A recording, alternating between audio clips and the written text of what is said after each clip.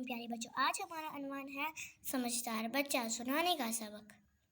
چھٹی کی گھنٹی بجی، حامد نے اپنا بستہ اٹھایا اور اسکول گیٹ کی طرف بڑھا۔ گیٹ پر خاصی بھیڑ تھی، بچے اپنے گھر والوں کے ساتھ گھروں کو جا رہے تھے۔ حامد ادھر ادھر دیکھنے لگا، اس کے ابا جان ابھی تک نہیں آئے تھے۔ وہ اسکول سے باہر ایک بینچ پر بیٹھ کر ابا جان کا انتظار کرنے لگا۔ تھوڑی ہی دیر میں تمام بچے گھروں کو چلے گئے، استاد بھی ایک ایک کر کے جانے لگے۔ اب گیٹ پر صرف چوکیدار رہ گیا تھا۔ حامد کچھ پریشان تھا، اسے بھوک اور پیاس لگی تھی۔ اس دوران میں ایک موٹر سائیکل سوار حامد کے قریب آ کر رکا۔ انجانی کو دیکھ کر حامد کو خوف محسوس ہونے لگا۔ اس آدمی نے حامد سے پوچھا کہ وہ یہاں کیوں بیٹھا ہے۔ حامد نے بتایا کہ اسے گھر جانا ہے اور وہ اپنے ابا جان کا انتظار کر رہا ہے۔ یہ سن کر آدمی نے کہا، بیٹا آؤ، میں تمہیں گھر تک چھوڑ آتا ہوں، میں آپ کے ساتھ نہیں جاؤں گا۔ حامد نے اسے جھٹ سے جواب دیا، بیٹا میں تمہارے ابا جان کا دوست ہوں، میں تمہاری مدد کرنا چاہتا ہوں۔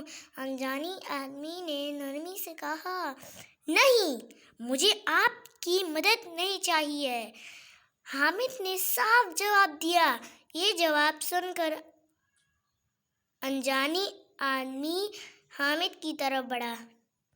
بچاؤ، بچاؤ، بچاؤ، حامد چلایا۔ دراصل حامد کو اپنی استانی کی بات یاد آ گئی تھی کہ کوئی انجانی تمہیں اپنے ساتھ زبردستی لے جانے کی کوشش کرے تو شور مچا دو۔ حامد کی آواز سن کر چوکیدار ادھر دوڑ آیا۔ چوکیدار کو آتا دیکھ کر انجانی نے جلدی سے موٹر سائیکل اسٹارٹ کی اور وہاں سے بھاگ نکلا۔ چوکیدار آیا تو حامد نے ساری بات بتا دی۔ چوکیدار نے کہا، بیٹا شکر ہے تم نے شور مچا دیا اور بچ گئے، ایسے آدمی بچوں کو اغوا کر کے لے جاتے ہیں۔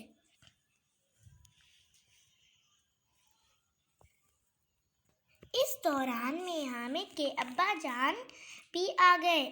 آج انہیں اس لیے دیر ہو گئی تھی کیونکہ ان کی موٹر سائیکل راستے میں خراب ہو گئی تھی۔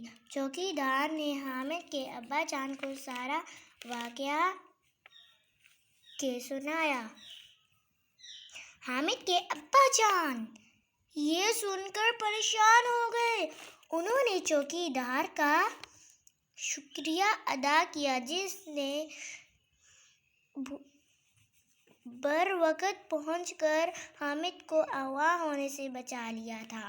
انہوں نے حامد کو اس کی سمجھداری پر شاباشی دی۔ گھر پہنچ کر ابا جان نے حامد سے کہا، بیٹا آج تم نے بہت سمجھ سے کام لیا، مزید احتیاط کی ضرورت ہے۔ پہلا پوائنٹ، جب تک گھر کا کوئی فرد تمہیں لینے نہ پہنچ جائے، اسکول کے احاطے سے باہر نہ نکلو۔ دوسرا پوائنٹ، اگر گھر سے تمہیں کوئی لینے نہ آئے تو اسکول کے چوکیدار یا اپنے استاد صاحب کو بتاؤ۔ تیسرا پوائنٹ، کسی انجانی سے کچھ لے کر نہ کھاؤ، نہ کسی سے پیسے لو۔ پانچواں پوائنٹ،